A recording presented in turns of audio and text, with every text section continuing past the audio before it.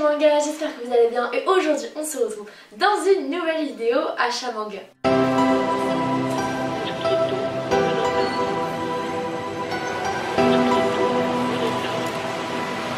Pour cette fois on va procéder un peu différemment d'habitude. On va juste diviser le truc en deux parties. En fait je vais vous présenter mes achats d'occasion et mes achats neufs tout simplement. Et donc pour commencer cette vidéo, ce mois-ci j'ai fait 7 achats neufs et 15 achats d'occasion, ce qui fait un total de 22 tomes. Donc ce mois-ci j'ai vraiment acheté énormément de mangas, mais la totalité des mangas d'occasion que j'ai achetés, je ne les ai pas payés plus de 2 €. C'est-à-dire que pour les soldes, il y avait une opération à ma boutique qui faisait que tous les mangas qu'ils vendaient étaient à 2 €. Donc c'est-à-dire que les 15 volumes que j'ai achetés là-bas, je les ai payés 30 €. Et ensuite j'ai aussi reçu des mangas grâce à mon code Rakuten. Parce qu'il faut savoir que quand vous utilisez mon code Rakuten que je vous mets juste ici, vous gagnez 10 € sur une commande des 20 € d'achat pour l'inscription au Club Air qui je rappelle est totalement gratuite. Mais du coup vous gagnez 10 € et moi aussi en fait il y a 10 € qui sont crédités sur mon compte tout simplement. Donc grâce à vous j'ai pu faire pas mal de commandes Rakuten dont qui vous intéressent pas parce qu'en fait j'ai fait tout simplement des commandes de jeux vidéo et une commande de manga du coup que je vais vous présenter juste ici. Bon j'arrête de blablater et on va tout de suite commencer avec les mangas d'occasion. En premier on va commencer avec une masterclass, le tome 1 de Jojo Lion. D'ailleurs pour ceux qui n'ont pas suivi mes petites péripéties, j'avais réussi à précommander le tome 23 collector de Jojo Lion, sauf que 2 semaines après que ça sorti, je ne l'avais toujours pas reçu.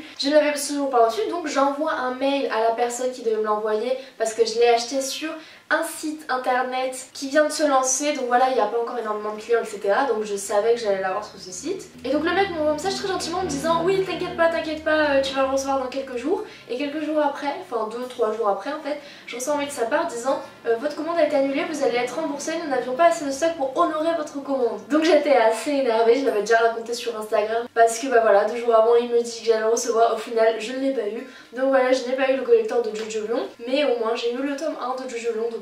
Donc pour ceux qui ne savent pas, du coup en 2022 j'ai 3 objectifs de longue série à compléter qui sont tout simplement Kingdom que je complète assez vite, Jojo que j'ai commencé à compléter assez doucement mais bon on va dire que ça va se faire petit à petit, et One Piece parce que depuis toujours j'ai toute la fin de One Piece, mais pour ceux qui ne savent pas j'ai commencé à lire One Piece à l'apparition du tome 70, du coup j'ai pas tout le début donc voilà dès que je trouve d'occasion j'essaie de le prendre etc.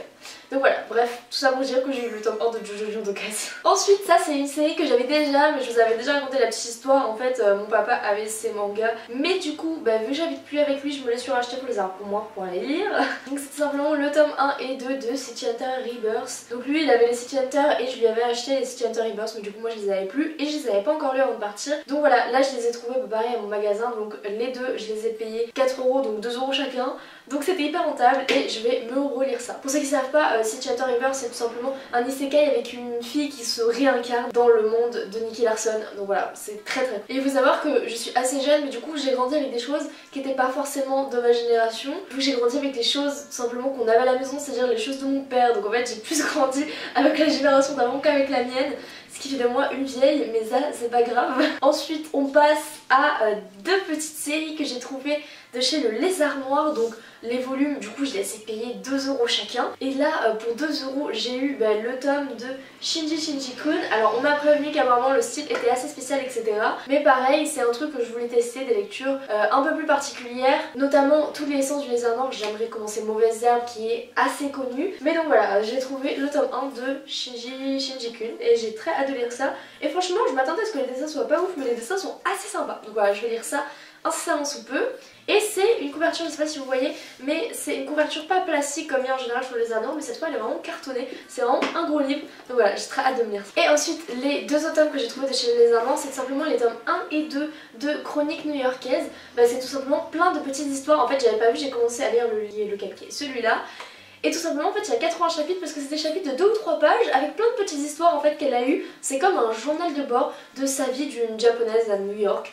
Et franchement c'est super cool, là j'ai lu le tome 1 et c'est vraiment génial. Donc je vous conseille cette petite série. Après moi j'avais du mal en fait, heureusement que j'adore les canvases etc, parce que le style graphique est vraiment pas très beau. Genre le plus beau c'est les covers, mais à l'intérieur c'est vraiment pas ça. Donc moi j'avais assez du mal sur le style graphique, mais c'est vraiment super sympa, c'est 2 petits carnets de voyage super. Ensuite avec mes points Rakuten je me suis pris des tomes de Kingdom. Donc voilà je me suis pris le tome 6, 7 et 27. Et si vous me demandez pourquoi j'ai pris aussi Éloigné, parce que tout simplement déjà je sais que je me faire tout Kingdom, donc là pareil j'ai recommandé avec mon point Rakuten et j'ai pris les tomes 24 il me semble 40 et 42, mais c'est pas le souci. En fait j'ai tout simplement pris sur Rakuten, il y a très peu de vendeurs qui vendent plusieurs tomes d'une même série, souvent ils vendent que un manga, que un tome de la série, et là la personne qui vendait 3 tomes de Kingdom, donc elle avait que ces tomes là, donc voilà j'ai pris tous ces tomes de Kingdom. Enfin bref c'est super cool, j'avance doucement dans la lecture, Kingdom je suis au tome 4, mais voilà. Quand j'aurai acheté la suite j'aurai 6, 8 et 27. Du coup ceux-là évidemment je ne les ai pas payés, ce qui est assez cool. Parce qu'au final en fait ce mois-ci j'ai pas dépensé tant d'argent que ça, j'ai vraiment dépensé de l'argent pour le neuf. Mais pour le reste pas tant que ça. Ensuite les gums, parce que pareil mon papa il avait l'édition originale de gums, donc c'est à dire couverture cartonnée, édition française tout ça. Et donc je les avais déjà tous lus les gums, mais je voulais absolument cette nouvelle édition qui est plutôt pas mal. Vu que j'adore gums, bah voilà je voulais me les faire. Et je voulais pas prendre le coffret parce que c'était assez cher et que je les vois souvent d'occasion cette nouvelle édition. Donc bah écoutez c'est plutôt cool, je suis en train de me refaire les petits gums. Mais du coup là j'ai que le tome 2, donc en soi je ne peux pas commencer à me les refaire. Mais t'as compris, je vais me la faire petit à petit et c'est giga. Et j'adore les tranches, genre les tranches noires comme ça. Ensuite j'ai commencé une nouvelle série, c'est tout simplement Kemono Incident. Pareil je les ai payés 2 € chacun. Et là j'ai commandé le tome 1 et 2 grâce à Amazon Rakuten qui vont arriver normalement aujourd'hui ou demain. Voilà du coup j'ai pas commencé à lire, mais en fait c'est une série qui m'intéressait depuis 2-3 ans à peu près, qui me faisait de l'œil. En particulier pour ses tranches, je les trouvais trop belles quand je les voyais dans le magasin d'occasion et tout ça. Mais j'ai préféré ne pas me renseigner sur le synopsis parce que les gens à qui j'en ai parlé me disaient que c'était vraiment giga cool. Et du coup j'ai envie d'avoir la surprise totale sur cette œuvre. Donc voilà, ça va être mon énorme découverte de cette année. Je crois qu'il y a 11 tomes actuellement sortis, donc je ne peux pas vraiment vous le conseiller parce que du coup j'ai pas commencé. Mais voilà, Kemono c'est très bon. Ensuite, donc voilà, toujours pareil que tout à l'heure, voilà, j'avais acheté les tomes de Girl Mask Chronicle qui étaient sortis à mon père. Et du coup voilà, moi je me suis pris le 2 parce que pareil je l'ai payé 2 €, il était la dernière fois que je suis allée à ma boutique pendant la braderie. Donc voilà, c'est très cool, mais du coup j'ai que le 2. Après les Girl Mask Chronicle, pareil que les Gums, je les avais déjà lus. Mais moi j'aime plutôt bien cette série. Et en fait c'est le tome 7 qui va sortir, mais je trouve que le tome 6... pour l'avoir lu, c'était assez une bonne fin. Donc voilà, je sais pas trop quoi penser du fait qu'il y ait une suite. Et du coup je vais les avoir et me relire tout ça, c'est vraiment très cool. Et on conclut mes achats d'occasion avec une série que je voulais me faire depuis un moment et en fait qui était à ma boutique en occasion à prix normal, c'est-à-dire environ 4 €, 4,50 €. Et là du coup je les ai trouvés à 2 € chacun, mais j'ai que le tome 3 et 4 de La Gameuse et son chat. C'est une série super cute et voilà, j'ai tout simplement super hâte de faire. Donc du coup, deuxième partie de cette vidéo, je vais vous présenter les achats que j'ai fait en neuf. Et en fait aujourd'hui, si vous voulez savoir à l'heure où je tourne cette vidéo, on est le 27 janvier. Et du coup, il y avait le tome MHA 31 Collector qui sortait. Donc en fait, entre le temps où j'ai commencé à tourner cette vidéo et maintenant, parce que maintenant on est quelques heures plus tard, et j'ai acheté le tome 31 Collector de MHA. Alors il faut savoir que c'est mon premier collector de MHA parce que ceux qui étaient sortis avant, tout simplement je les ai pas pris parce qu'ils ne m'intéressaient pas. Donc le tome 7 il y avait des pins, je m'en foutais. Le tome 7 il y avait une tasse, je m'en foutais. Il y a que le ultra archive que je voulais bien mais que j'ai pas réussi à choper, donc je m'en foutais. Et le tome 30 il y avait un roman, donc comment vous dire que j'en avais rien à faire. Donc enfin bref, j'ai réussi à le choper, donc ce qui fait passer mes achats en neuf de 7 mangas à 9 mangas, et ce qui me fait en total le 24 mangas achetés ce mois-ci. Donc voilà, c'est super cool, mon petit tome collector. D'ailleurs je vais faire une pub que je n'ai jamais fait sur ma chaîne, mais j'ai un compte TikTok, et si vous ne savez pas, avant je postais l'unboxing de mes collectors au début de ma chaîne sur YouTube, et maintenant je fais tous les unboxings etc sur mon compte TikTok. Donc je vous mettrai le lien en barre d'infos, n'hésitez pas à aller me suivre sur TikTok. Et voilà, si vous voulez, j'ai fait l'unboxing et il est assez cool. Après peut-être que je vous ferai un review pour le coup sur ce collector plus que des unboxings, peut-être que je ferai plus des reviews à l'avenir parce que j'ai pas mal de trucs à dire sur ce collector et c'est pas que du positif. Je sais que beaucoup de gens aiment beaucoup les collectors de MHA, moi c'est le premier que j'ai, et vu que je suis habituée à des collectors comme l'Atelier des Sorciers avec des trucs incroyables, je suis un peu déçue de ce collector, mais bref, ce sera l'objet d'une prochaine vidéo. Et ensuite du coup je vous ai dit 2 mangas parce que chez ma librairie j'avais un tome offert et du coup je me suis pris tout simplement le tome 2 de Worms que je venais de commencer. C'est un petit manga de science-fiction que j'avais eu justement à la boutique pour 2 € et là donc voilà, petit manga de science-fi. C'est très sympathique, du coup c'est un achat neuf mais je ne l'ai pas payé, mais bon c'est assez sympa. C'est fini en 5 tomes il me semble, donc je peux pas trop vous en dire dessus parce que je ne l'ai pas encore lu, mais ça a l'air très cool et j'ai super hâte de me faire le tome 1 et 2. Ensuite on passe à mes achats neufs de mois de janvier, et il faut savoir que ce mois de janvier j'ai acheté beaucoup de mangas mais j'ai dépensé assez peu d'argent tout simplement parce que je ne pouvais pas trop, et du coup ce qui fait qu'en neuf on a assez peu de tomes rapport à ce qui est sorti parce que ça fait déjà beaucoup de tomes neufs. mais par rapport à ce qui est sorti, ça en fait pas énormément parce que par exemple j'ai pas pris pour l'instant le Tokyo Revenger, j'ai pas pris le Blue Period, j'ai pas pris ceux que je voulais prendre de Ayagashi Triangle et Darling in the Franxx, je ne les ai pas pris, j'ai pas pris le tome de Beck, enfin bref ça fait plusieurs tomes que je n'ai pas pris ce mois-ci parce que tout simplement je n'ai pas pu. Du coup me jugez pas sur mes achats neufs, effectivement il y a pas mal de séries que j'achète d'habitude que je n'ai pas acheté ce mois-ci, simplement pour des questions financières. Donc voilà. Donc on commence bien sûr avec les carnets de l'apothicaire et en fait tout simplement vu que je pouvais pas acheter tous les mangas qui sortaient ce mois-ci, en fait j'ai acheté les sorties neuves que j'avais envie de lire sur le moment et les carnets de l'apothicaire du coup voilà ça a été lu J1 et c'est vraiment super bien, c'est toujours un manga autant cool, enfin bref, de toute façon je vais pas vous faire le résumé ici parce qu'on n'est pas dans une vidéo bilan lecture, si vous voulez que je détaille un peu plus les mangas, je vous invite à regarder mon dernier bilan lecture que je vous mets juste ici, et voilà, donc c'était une super lecture. Ensuite, bien évidemment, le fameux Dr Stone. Pour ceux qui ne savaient pas, je n'avais pas lu le tome 18 de Dr Stone et je me suis enchaîné le tome 18 et 19 et vous verrez dans mon prochain bilan lecture, mais je suis assez mitigée parce que c'était un arc très rapide qui s'est fini en 2 tomes et moi j'étais un peu mitigée, c'était pas terrible pour moi, donc enfin bref, de toute façon je vous en parlerai dans le bilan lecture, mais voilà, j'ai acheté le tome 19 de Stone. Ensuite, bon ces deux-là, je vais vous les présenter en même temps, c'est 2 mangas de romance de chez Kana, c'est Love Fragrance, le tome 5 et Kaolan Generic Romance, le tome 3. Alors Love Fragrance pour le coup je ne l'ai toujours pas lu, mais Kaolan je l'ai lu, c'est voilà 2 petits josei. Pour ceux qui ne suivent pas ma chaîne régulièrement, je ne lis pas du tout de shoujo, excepté ces deux-là, bien que ce soit des josei, donc soit quand même un petit peu plus mature, parce que tout simplement les romances de lycéens j'en ai que faire, hein, je m'en fiche vraiment. Et là ça raconte justement une histoire de relation amoureuse entre adultes, à base de comment on s'installe ensemble, comment on vit ensemble, le mariage, etc. Donc on va dire que c'est plus dans ma tranche d'âge que les shoujo qui sont pour le coup la plupart du temps des romances lycéennes. Donc voilà, c'est les 2 mangas de romance que je lis avec The Quintessential Quintuplet, si on peut appeler ça de la romance. Voilà, c'était 2 tomes super cool, j'étais trop contente de les avoir achetés.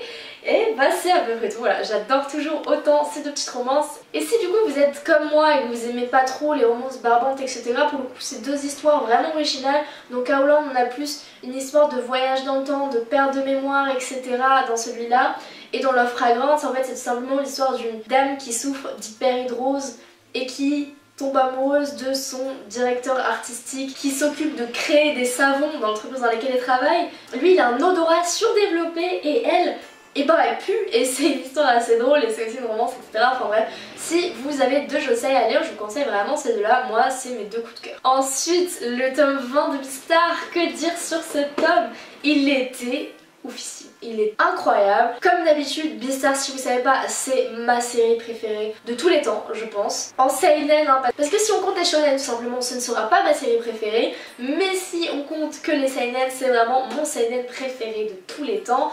Et ça devient vraiment gore, vraiment horrible, mais j'ai surkiffé ce tome. Donc voilà, je vous conseille toujours de lire Beastars, ça finit en 22 tomes, donc là on est au tome 20. Donc le tome 22, il me semble qu'il sort en juin, je suis pas sûre, mais enfin bref, j'ai tellement pas hâte que ça se finisse parce que j'adore cette œuvre, mais on va dire qu'il faut bien que ça se finisse un jour. Et ensuite, alors ce manga je vous en ai déjà parlé, c'est un manga assez particulier, c'est un manga de sport, de danse, de salon, c'est bien sûr Welcome to the Ballroom, le tome 3 chez Nové Graphics. Et je vous en ai déjà parlé pour vous dire que si vous êtes comme moi et que vous adorez ce que vous aimez par-dessus tout dans les mangas, c'est l'émotion d'avoir un personnage principal qui s'investit etc. Là c'est exactement tout ce que j'ai retrouvé, parce qu'en fait c'était pas la danse de salon qui me fait accrocher à ce manga, bien que les dessins soient tellement ouf que c'est vrai que ça me fait m'intéresser à ce milieu. C'est le personnage principal qui est à fond dans l'histoire, qui s'investit. En fait, vu que tu vois tellement s'investir dans tout ce qu'il entreprend, toi-même ça te fait t'investir dans l'œuvre. Et donc vraiment, je vous conseille Welcome to the Ballroom. Encore une fois, je trouve que je le dis pas assez. Mais même si vous avez des a priori sur cette œuvre, je vous conseille grandement de lire le tome 1 pour vous faire un réel avis sur ce manga.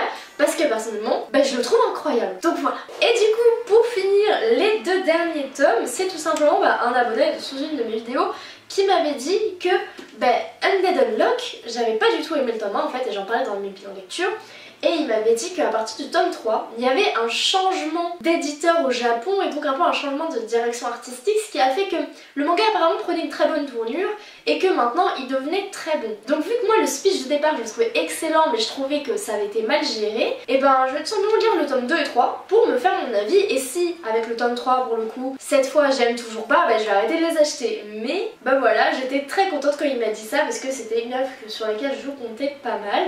Et voilà les amis, c'est la fin de cette vidéo, j'espère de tout cœur qu'elle vous aura plu. Moi j'aime toujours beaucoup tourner les achats manga parce que même si je donne pas trop mon avis sur les œuvres etc, moi aussi ça me permet de me rendre compte un peu de ce que j'ai acheté, de faire la comparaison avec le mois précédent etc. Donc j'espère que cette vidéo vous aura plu parce que je sais que les vidéos achats manga elles sont pas mal vues sur la chaîne. Du coup eh ben, je t'invite grandement à, si mon contenu te plaît, à t'abonner à cette chaîne parce que ça me permet de me soutenir etc.